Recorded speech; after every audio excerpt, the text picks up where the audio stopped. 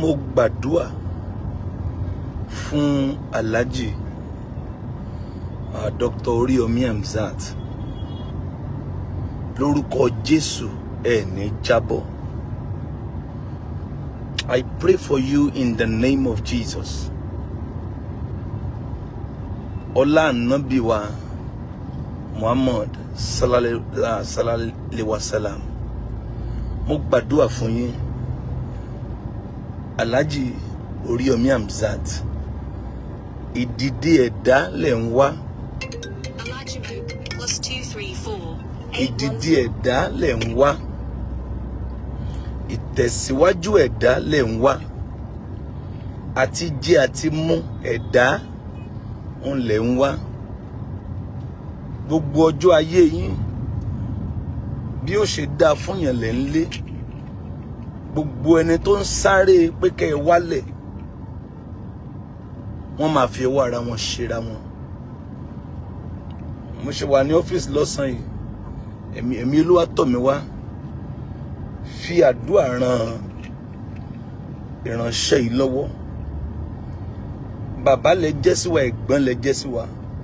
Alhaji Dr. Oriyomi Hamzat. Bí ayé ṣe fẹ́ kó rí, bí ọ̀tá ṣe fẹ́ kó rí fún yín, lórúkọ Jésù kò ní rí bẹ́ẹ̀.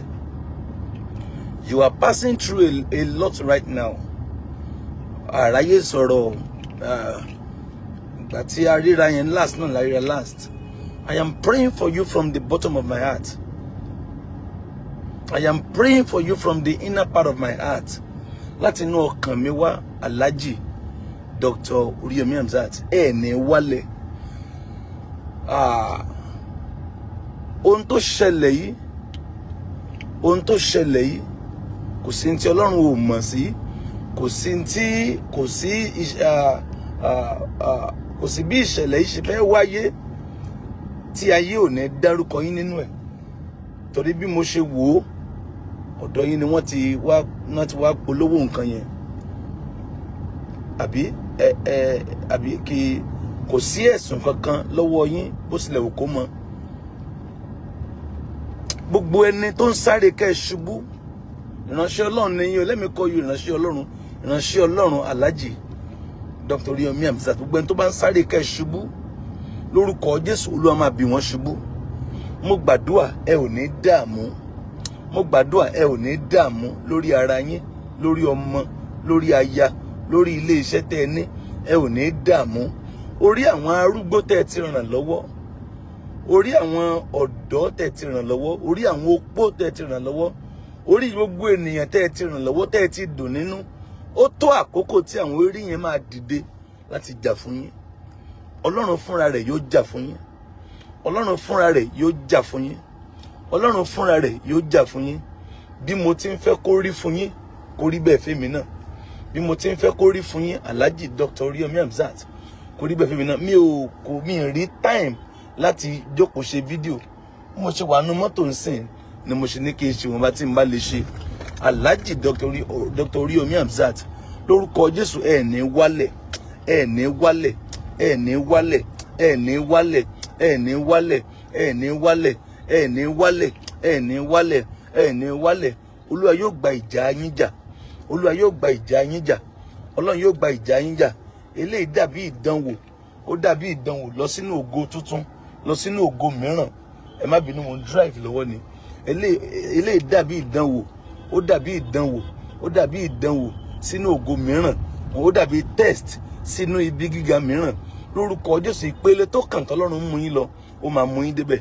Ìránṣẹ́ Ọlọ́run Alhaji Dr. Oriyomi Hamzat, mo gbàdúrà ẹ ò ní ṣubú, ẹ ò ní dààmú, ẹ ò ní ṣubú, ẹ ò ní dààmú, ẹ ò ní ṣubú, ẹ ò ní dààmú. Mo gbàdúrà fún ọmọ wa náà, Sílẹ̀kùn Ọlá, olórí Naomi.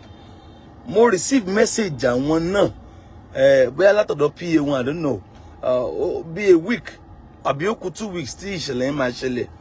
Mo rò pé wọ́n mi mọ̀ bóyá program yẹn náà ní fẹ́ invite me, I don't know. So wọ́n text nígbà yẹn bẹ̀ tí mi rojú ráyè dá message yẹn ló ń lọ títí. Mo gbàdúrà mọ̀mọ́ olórí Naomi, Sílẹ̀kùn Ọlá, lórúkọ Jésù ẹ ò ní ṣoore dáràn, ẹ ò ní ṣoore dáràn, ẹ ò ní ṣoore dáràn, ẹ ò ní ṣoore dáràn, ẹ ò ní ṣoore dáràn, ẹ ò ní ṣoore dáràn, ẹ ò ní ṣoore dáràn. Alhaji Dr. Oriyomi Hamzat, ẹ ní ṣoore dáràn. Mama Sílẹ̀kùn Ọlá olórí Naomi, ẹ ò ní ṣoore dáràn, ẹ ò ní ṣoore dáràn, ẹ ò ní ṣoore dáràn, ẹ ò ní ṣoore dáràn, ẹ ò ní ṣoore bọ́ sínú wàhálà, ẹ ò ní ṣoore bọ́ sínú ìdánwò.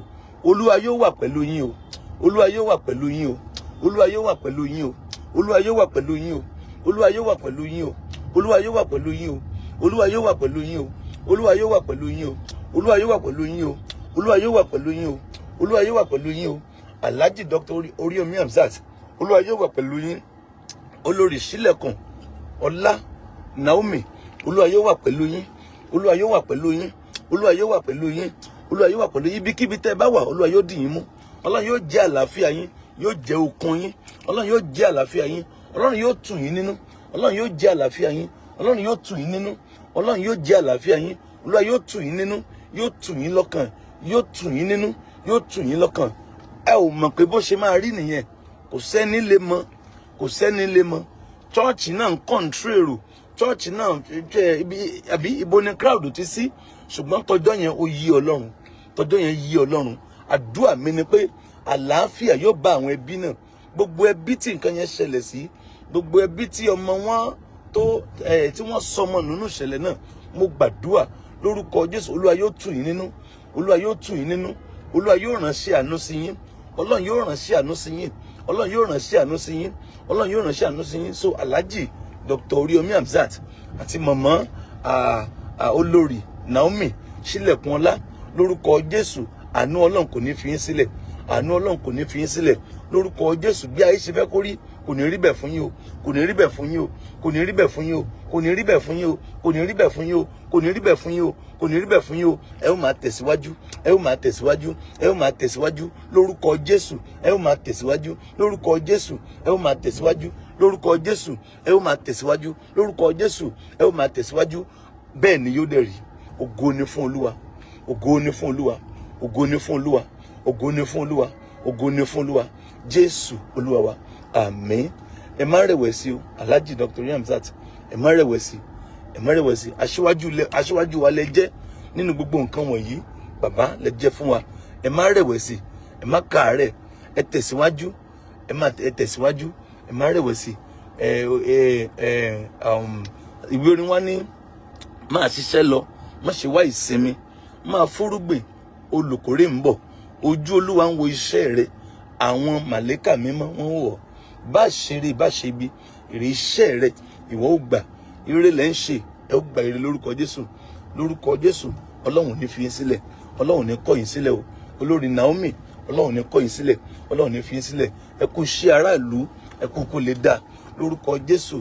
Ẹ bá àánú pàdé, agbára Ọlọ́run kò ní fi sílẹ̀. Gbogbo ìdílé tí nǹkan yẹn ṣẹlẹ̀ sí, Ọlọ́run yóò dì yín mú o, Ọlọ́run yóò dì yín mú o, Ọlọ́run yóò dì yín mú o, Ọlọ́run yóò dì yín mú o, in Jesus name. Ẹ ṣé o. Ẹ kàn jẹ́ ń fi ìkìlọ̀ díẹ̀ lẹ̀ fún àwa tí a máa ń lọ tí wọ́n tá bá ti ní ká wá gba nǹkan tá a máa ń lọ síbẹ̀. Ẹ jọ̀ọ́ kì í kúkú ṣe pé nǹkan yẹn ò ní kárí.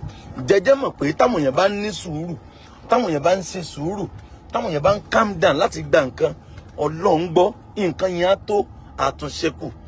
Kíní kan ni mo rí lára àwọn èèyàn wa, ojú kòkòrò, ojú kòkòrò, ojú kòkòrò. Ẹlòmíì ti gbà, ó tún fẹ́ gbà sí, àìní tẹ́lọ́rùn, àìní ìfarabalẹ̀.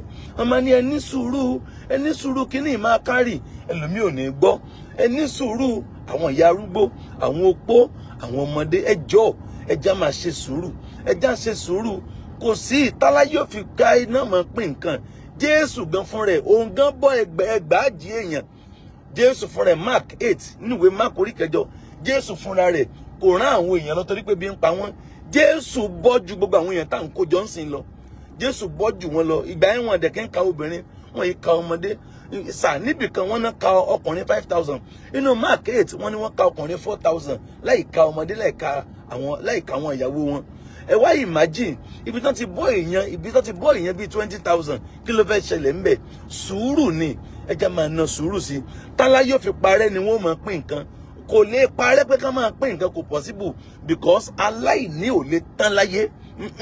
bó ti wà láì tó kọ́ ṣe ló ń bẹ ní ìsìn bẹ́ẹ̀ ní sọ nígbàgbọ́ ayé nìgbẹ́ fún àmì aláìní ò lè tán kò possible àwọn kan ó ní àwọn kan ó ṣaláìní ẹ lọ dìyẹn mú àwọn kan máa ní àwọn kan ó ṣaláìní so in that case àwọn tó bá kù díẹ̀ káàtó fún tó bá ní ó yá o ẹ wá gba nǹkan o ká ṣe sùúrù ká ṣe sùúrù ká ṣe sùúrù yóò kárí ẹlòmíì bí kó tètè gbà kó máa lọ ẹlòmíì ojú òkòrò pé jẹ́ ń tètè gbà kí n tún lè gbà míì sí ẹ jọ̀ọ́ ẹ má já sọ àwọn yẹn lórúkọ mo fi Kristi bẹ̀ wá lórúkọ Jésù àmàrí ànúgbà Dr.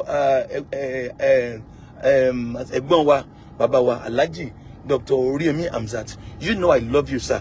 You know I love you. Ọlọ́run yóò wà pẹ̀lú yín àtẹ̀yìn àti iléeṣẹ́ yín ẹ̀ ní jábọ́ lórúkọ Jésù ẹ̀ ní dààmú ẹni bá ní ẹ jábọ́ yóò fi ọmọ ẹ̀ kí in the name of Jesus. Ẹ pẹ̀lẹ́, God bless you. I love you.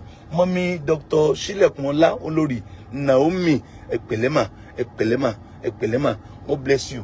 Mi ò mọ hospital tẹ wá ní mi bá wá kí yín o mo rí mẹ́sẹ̀gì pí eyín nígbà ìfẹ́ ṣe kíní yẹn God bless you ma yóò dára fún yín o ẹ pẹ̀lẹ́ ẹ̀yin lovers wa ojú òní tí yín ẹ ṣé o God bless you I love you thank you so much ẹ má bínú mò ń drive ni nǹkan tí n bá ṣe lè báyìí mi ì mọ táyì tí màá tó ráyè ṣe ẹ máa rí àánú gbà àwọn èèyàn ń kúkú àìrí ìrànlọ́wọ́ àwọn ènìyàn ń ké kò sẹ́ni tí ó gbà wọ́n àǹtí yẹn ní kó dórí mi ó lóun fẹ́ ṣe kíṣẹ́ẹ̀tì tàbí nǹkan ṣé wàá dúró tí màá fi dé ṣé wàá dúró tí màá fi dé ẹbí lè rẹ̀ dáná. mo ní ṣe máa dúró táwọn fi dé. lọ dúró dè mí so àwọn èèyàn ń kúkú àìsí ìrànlọ́wọ́ kí ló dé fà á kò sí ẹni táwọn èèyàn máa rojọ́ fún kò sí ẹni tí wọ́n máa fọ̀rọ̀ lọ ó dà ẹni tó bá tún ní kó fọ̀rọ̀ lọ dúdúdúdúdúdú màmá ẹ wá báwo ni ó kárẹ̀ wá torí wọ́n ti dúdú wọ́n lọ mọ wọn fẹ́ sanwó owó kí n ná ẹ̀yin dà kí lówó yẹn ná owó kí n ná owó kí lówó yẹn ná owó tọmọ yín yẹn ó kárẹ̀ yóò dà fún yín ó kárẹ̀ ṣó ẹ̀jẹ̀ lọ láàárọ̀ yìí ni látànà sorry àti change it wọ Friday pẹ̀lẹ́ yóò dà fún yín pẹ̀lẹ́ máa ra ẹdìdí ẹ má kúnlẹ̀ ẹdìdí. owó tó fẹ́ san bí iṣẹ́ rẹ̀. owó tó fẹ́ san èlò. 30,000. 30,000 ẹjẹ ń dín rànlẹ̀ ẹjẹ ń dín rànlẹ̀ ọ̀dọ̀ ẹjẹ ń dín rànlẹ̀ ṣẹ́gbọ́ ìpẹ̀lẹ́ ṣe lówó mọ́tò. kò sówó ọkọ̀ náà jáde látàárọ̀. ẹni wà dàbí tó àbẹ̀ ẹ̀rọ ẹ̀yìn wo lè tẹ̀lé mi báyìí láàrin ẹ̀ṣẹ̀ ní mọ́ kò ká ṣe rìn. kódà màmá ẹ lọ bá jọ ẹlẹ́rìí mi ń sìn no ẹ má rí no màá ní kọ́ pè mí bíbẹ̀ ẹ mú àpò mi ṣẹ̀gbọ́n ẹni kó fún 2,000 fún mọ́tò ẹ má lọ pẹ̀lẹ́ ṣẹgbọ́ ẹ pẹ̀lẹ́ màmá ẹ ra wọn pẹ̀lẹ́ kó tẹ́kì ara ẹ dúró àbíṣẹ́ ẹgbẹ́ dání dé ti ní ẹgbẹ́ dání ẹgbẹ́ òun dání lórúkọ Jésù ẹ máa rí ànúgbà ẹ gbẹ̀dẹ̀ wọlé sọ ẹ kọ̀ gbé débi kan bẹ̀rẹ̀ ó yá kó dàn ẹ gbé ká ẹ drop ẹ níwájú mẹ́rin kó máa lọ pẹ̀lẹ́ so sorry for the this thing kí láàánú sorry for now God bless you for sharing àwọn èèyàn ń kúkú àìsí ìrànlọ́wọ́ àwọn èèyàn kan ń ké lábẹ́nú wọn ọ̀rẹ́ ni gbóhùn wọn àwọn èèyàn kan ń fi ọwọ́ agbára wọ́n fi ń gba tí ó tọ́ sọ́mọlàkejì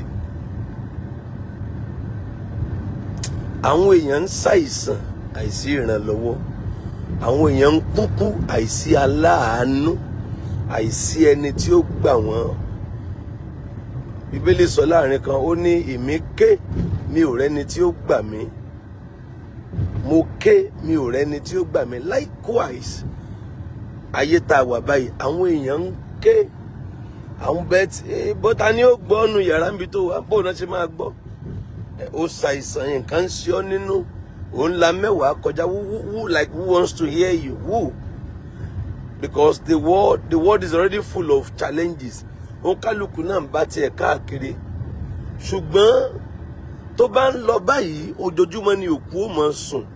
Kò tí ì yẹ káwọn kan kú tí wọ́n ti kú. Kò tí ì yẹ kí àwọn kan kí wọ́n sin wọ́n tí wọ́n fi sin wọ́n. Kò tí ì yẹ káwọn kan ó dẹni ilẹ̀ tí wọ́n fi dẹni ilẹ̀. Ṣùgbọ́n ìyà ìní olùrànlọ́wọ́ ó ń jẹ àwọn èèyàn. Ìyà ìní olùrànlọ́wọ́. Mo gbàdúrà gbogbo ẹ̀yin tí ìyà aláìní olùrànlọ́wọ́ ń jẹ, gbogbo ẹ̀yin tí ìyà àìsí àánú ń jẹ, lórúkọ Jésù Olúwa gbà yín lọ́sàn yìí. So the world is passing through hell right now. In fact, at the moment, ntí àwọn èèyàn ń là kọjá ó ju agbára wọn lọ. Ebi, ìyà, àìní, ìpọ́njú tí àwọn èèyàn ń là kọjá ó pọ̀ ju ẹ̀mí wọn lọ. Ó le ju tí wọ́n lérò lọ. Àwọn ènìyàn ń là mẹ́wàá kọjá. Mo fẹ́ gbàdúrà fún ẹ̀yin kan láàárọ̀ yìí. Torí pé it is your time of freedom. It is your time. It is your time of liberation. Is it Jeremiah 50:33? Jeremiah 50:33 and 34. Àwọn ọmọ Israeli àtàwọn ọmọ Judah ní àjùmọ̀ pọ́n lójú. Wọ́n pọ́n wọn lójú. Bẹ́ẹ̀ ni wọ́n ṣe ń pọ́n ọ̀pọ̀lọpọ̀ lójú báyìí. Bẹ́ẹ̀ ni ẹlòmíì wà nínú ìpọ́njú báyìí. Ẹlòmíì wà nínú ìdè báyìí. Ẹlòmíì wà nínú ẹkún lọ́wọ́lọ́wọ́. Ọkọ̀ ẹlòmíì ṣe nà tán láàárọ̀ yìí ni. Wọ́n ṣe kẹrù ẹlòmíì bọ́ta láàárọ̀ yìí báyìí ni. Wọ́n ṣe fún ẹlòmíì ní ìwé ikú òǹlé mi báyìí. Ọmọ ẹlòmíì ṣe kú láàárọ̀ yìí ni. Ọkọ̀ ẹlòmíì ṣẹ̀ṣẹ̀ kú ní báyìí. Ìyàwó ẹlòmíì ṣẹ̀ṣẹ̀ bímọ ṣàìsí ní báyìí. Wọ́n ṣẹ̀ṣẹ̀ já ẹlòmíì lólè tán ní báyìí. Wọ́n ṣẹ̀ já lólè tán. Wọ́n ṣẹ̀ kó ohun tó ní. Jẹ́jẹ́ mọ̀ pé wọ́n ṣẹ̀ kó ṣọ́ọ̀bù ẹlòmíì lọ ní báyìí. Wọ́n kó ṣọ́ọ̀bù ẹ̀ lọ, kò sí nǹkan kan mọ́ nínú ṣọ́ọ̀bù ẹ̀. Wọ́n kó ṣọ́ọ̀bù ẹ̀ lọ. Jẹ́jẹ́ mọ̀ pé ẹlòmíì wà lójú ọ̀nà hospital bí mo ṣe ń bá yín sọ̀rọ̀ yìí. Ẹlòmíì wà lójú ọ̀nà hospital. Ó lọ hospital because nǹkan kan dé bá ọmọ ẹ̀. Nǹkan kan dé bá ọkọ ẹ̀, nǹkan kan dé bá aya ẹ̀. So they have no choice than to take them down to the hospital. Àwọn kan wọ́n ṣe ẹ̀dá láì ní mọ́tò mọ́ ní báyìí. Wọ́n ní mọ́tò tẹ́lẹ̀. Wọ́n ṣe ẹ̀dá láì, àwọn èèyàn pass through so many things. As I'm speaking to you, mo lè sọ fún yín pé àwọn èèyàn kan wà ìjẹta náà ti fẹnu kó oúnjẹ kàn. Wọ́n gba àwẹ̀ kò sí nǹkan kan ni. Ìjẹta náà ti fẹnu kó oúnjẹ last. Ebi ń pa wọ́n, ìyà ń jẹ wọ́n mọ́nú ilé. Jẹ́jẹ́ mọ̀ pé ọkọ àti ìyàwó mi wà nínú ilé báyìí. Wọ́n jọ ń wojú ara wọn torí kò sí nǹkan kan, kò síṣẹ́, kò sí nǹkan kan. Kò síbi tí wọ́n lọ. Wọ́n ní choice. They have nowhere to go. Ẹ̀yin tẹ́ ń jìyà aláìrí àánú. Ṣé ẹ dẹ̀ rí ọ̀pọ̀lọpọ̀ àwọn nǹkan tó ń ṣẹlẹ̀ yìí? Ìyà àìrí ìrànlọ́wọ́ ni. Ìyà àìrí ìrànlọ́wọ́ ni. Ìyà àìrí ìrànlọ́wọ́ ni. Ṣé ẹ dẹ̀ rí ìyà àìrí ìrànlọ́wọ́ a máa jẹ̀yàn téèyàn fi kú. Because you will be dying silently, gradually. You will be dying silently, gradually. You keep on dying in silence. In tó pààyàn ju pé kéèyàn dá nìkan wà, kéèyàn máa dá gbogbo ẹrù. In tó pààyàn tó sí because níbi tó ti ń dá nìkan wà tó rí ìrànlọ́wọ́, tó rí àánú, o rẹ́ ní béèrè pé bó tiẹ̀ ní, o rí ará béèrè, o rọ́rẹ́ béèrè, o rí pásítọ̀ kankan béèrè, o rẹ́ níbọ̀dì tí ẹ bí ọ wò. Nínú ìrònú yẹn ibẹ̀ nínú ìlà olo ìdánìkan wà yẹn. So ibẹ̀ ni wàhálà ti máa dé, ibẹ̀ ni àìsàn ti máa dé, ibẹ̀ ni ìrònú ti máa dé, ibẹ̀ ló ti máa di pé ẹni yẹn ó máa commit suicide, ẹni yẹn máa para ẹ̀. Mo gbàdúrà gbogbo ẹ̀yin tẹ́ ń jìyà àìrí ìrànlọ́wọ́, mo fẹ́ gbàdúrà fún gbogbo ẹ̀yin tẹ́ ń jìyà àìrí aláàánú. Ṣé bá mú omi mi? Ẹ̀yin tẹ́ ń jìyà àìrí ìrànlọ́wọ́, ẹ̀ ń jìyà àìrí aláàánú, ẹ̀ ń jìyà àìrí olóore, ẹ̀ ń jìyà àìrí ẹni tí ó ṣàánú yín. Bẹ́ẹ̀ bá sàmí, Olúwa dìde sí yín. Olúwa jáde sí yín.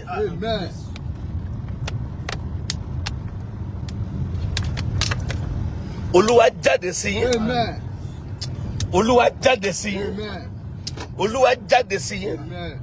Olúwa jáde sí yín. Amen. Olúwa jáde sí yín. Amen. There is nothing as good as God coming for you. God coming through for you. God coming down for you. God fighting for you. God speaking for you. Kí Ọlọ́run kó sọ̀rọ̀ fún ọ. Because àwọn bí tó ti lè sọ̀rọ̀, ọmọ mi wà. Bọ̀dá, àwọn bí tó ń re ò ti jákè. Àwọn orí ọ̀fẹ́ tó ò ní. You know, you are dying silently. Àwọn èèyàn béèrè ẹ. Orin kan ní ta ló mọ̀ mí o, ta ló ń béèrè mi tẹ́lẹ̀. Wọ́n béèrè anybody o. Ẹ̀gbọ́n tí Isaiah sọ, Isaiah 62 verse 4. Ó níbi tá ti pè ọ́ ní ìkọ̀sílẹ̀. Níbi tá ti pè ọ́ ní ìkọ̀sílẹ̀ tó bẹ́ẹ̀ tí ẹnikẹ́ni ò mọ̀ ọ́ rí. Olúwa yóò sọ ọ́ di ògo ayérayé ń bẹ̀. Ó ní a ò ní pè ọ́ ní ìkọ̀sílẹ̀ mọ́, à ní pè ilé rẹ ní ahoro mọ́. A ó máa pè ọ́ ní Bẹ́ólà torí pé inú Olúwa dùn sí ọ. Gbogbo ibi tó ti ń jìyà àìsí ìrànlọ́wọ́, tó ti ń jìyà àìsí àánú. Gbogbo ibi tí wọ́n ti kọ̀ ẹ́, tí wọ́n ti béèrè ẹ mọ́. Ẹ máa wo àwọn tó sàmì yìí lórúkọ Jésù. Olúwa máa jáde fún ọ níbẹ̀. Olúwa máa jáde fún ọ níbẹ̀. Tí Ọlọ́run ò bá jáde fún ọ, o lè kú síbi tó wà. Sir, eléyìí ò matter pé yẹn wà labroad. Some people are in abroad and they are dying silently. Àwọn kan wà nílùú òyìnbó sà. Eléyìí ò matter pé yẹn ẹ̀gbọ́n mi wà l'Amẹ́ríkà, ẹ̀gbọ́n mi wà ní Europe. Ìyẹn ò mean o. Èèyàn lè wà ní òkèèrè kó dẹ̀ máa kú díẹ̀díẹ̀. Èèyàn lè travel out kó dẹ̀ máa kú díẹ̀díẹ̀, kó dẹ̀ máa jìyà. Abẹ́ mọ̀ pé nílùú òyìnbó tó bá rí ìrànlọ́wọ́ Ọlọ́run bí ipò wá ṣeré ni. In abroad, if you don't see the help of God, it's like you are just there to joke. Ó kàn dàbí pé ó kàn wá kí wọ́n ń bẹ̀ ni. Ó kàn máa rìn káàkiri orí títì ni. Tó bá yá wà padà wálé. Ẹni wà ń lu òyìnbó tí ò rí ìrànlọ́wọ́ Ọlọ́run, tí ò rí ìrànlọ́wọ́ Ọlọ́run, tí ò rí ìrànlọ́wọ́ Ọlọ́run, kò sí ní tó lè ṣe nílùú òyìnbó ju ìrànlọ́wọ́ Ọlọ́run lọ. Because gbogbo system wọn ò bá wọ lára mu tẹ́lẹ̀, ìwọ́sẹ̀ èdè bẹ́ẹ̀ ni. So tí wàá bá catch up, tí wàá bá jẹ́ èèyàn tó bá ní máa fi owó wọn tún sin ìlú wọn padà, tí wàá bá kéré oko délé, you need the help of God. You need the help of God. O nílò kí Ọlọ́run kó jáde fún ọ. Mo gbàdúrà. Ẹ wo àwọn tó sàmì yìí. Olúwa ọ̀run òun àti ayé. Ọlọ́run Abrahamu, Isaac àti Israeli. Ó máa jáde fún ọ. Olúwa máa jáde fún ọ. Níbi tó ti ń jìyà àìsí ìrànlọ́wọ́. Ibi ó ti ń jìyà àìsí àánú. Ibi ó ti ń jìyà pé ìwọ nìkan ló wà ń bẹ̀. Tí ò sí ẹnikẹ́ni tó rántí ẹ. Tí ò sí ẹnikẹ́ni tó béèrè rẹ. Ọlọ́run tó jáde sí Abrahamu. Ọlọ́run tó jáde sí Abrahamu. Ọlọ́run tó jáde sí Abrahamu nígbà tí Abrahamu nírètí. Ọlọ́run tó jáde sí Abrahamu nígbà tí ìrètí Abrahamu pin. Ọlọ́run tó jáde sí àwọn àpọ́stélì.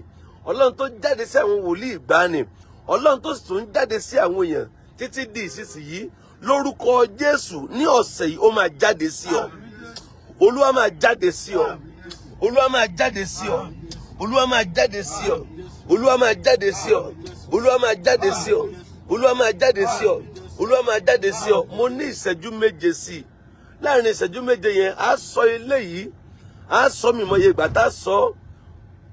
Iye ìgbà tá a sọ ó máa gùn gan. Bólúwa ṣe ní ká sọ nìyẹn, gbogbo ẹni tó ń wò mí pátá. Ẹ ó sọ, àwọn tó wà lẹ́gbẹ̀ẹ́ yín náà máa sọ. Kí lẹ fẹ́ máa sọ ni pé bàbá jáde sí mi. Bàbá jáde sí mi. Bàbá jáde sí mi. Bàbá jáde sí mi. Bàbá jáde sí mi. Ohun tẹ́ fẹ́ máa sọ nìyẹn. Bàbá jáde sí mi. Bàbá jáde sí mi. Bàbá jáde sí mi. Bàbá jáde sí mi. Bàbá jáde sí mi. Àǹtí kan máa ń kọrin church á ní bàbá jáde sí mi.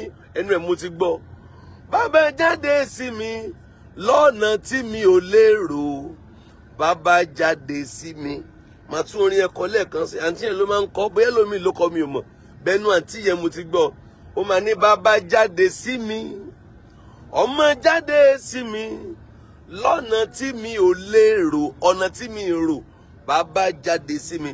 Ẹ bá sọ níbi tẹ́wà. Bàbá jáde sí mi. Bàbá wàá sọ ọ̀rọ̀ yẹn débi pé ò ní rántí iye ìgbà tó sọ. Bó ṣe ní kó ṣe nìyẹn. Wàá sọ ọ̀rọ̀ yẹn débi pé ò ní mọ iye ìgbà tó sọ.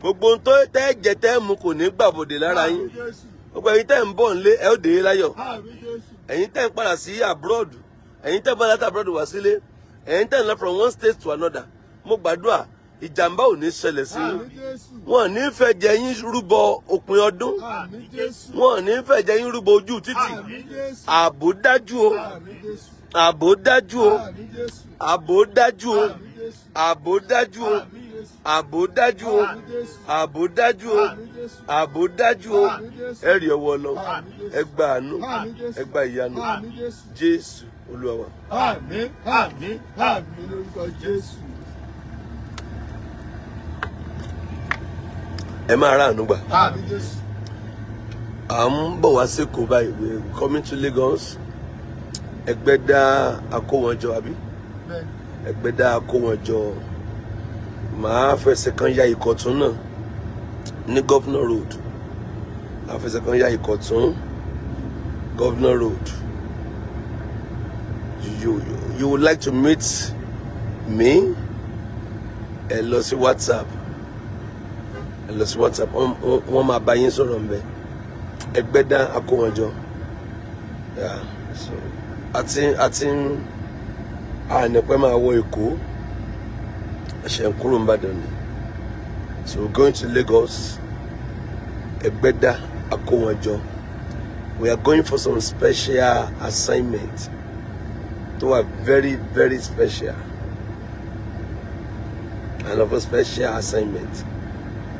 So Ẹgbẹ́dá akówọ́njọ. So God bless you.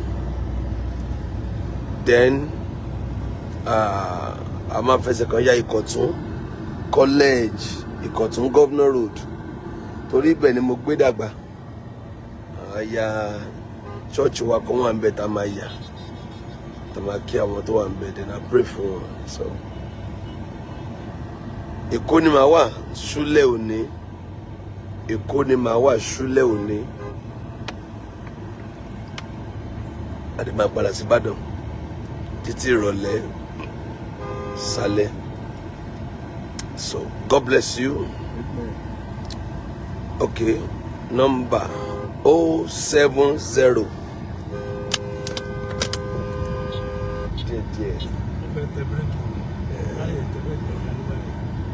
Ẹ jẹ́ kí n tẹ nọ́mbà yẹn 7054 900-751.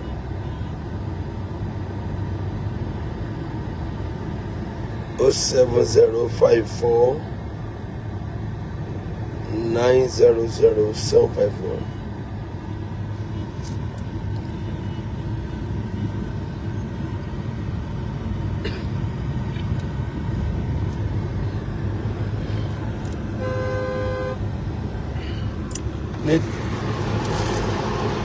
Ní táìmù ẹ̀rùn yìí èèyàn nílò omi abájọ máa yẹn ó ń kọ́ ń di mọ́tò ni ó ń kọ́ ní di mọ́tò.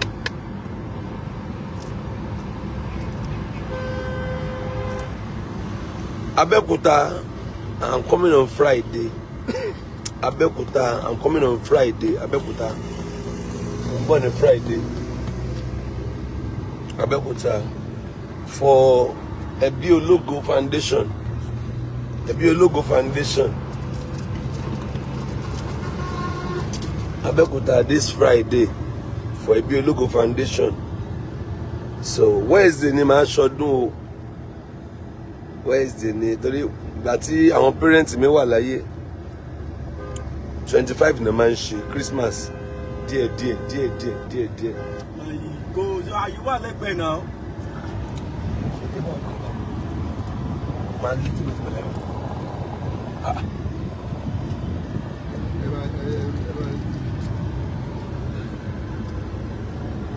For irú fọ́ọ̀dù mi nìyẹn. So God bless you. God bless you. God bless you. God bless you. God bless you. God bless you. God bless you.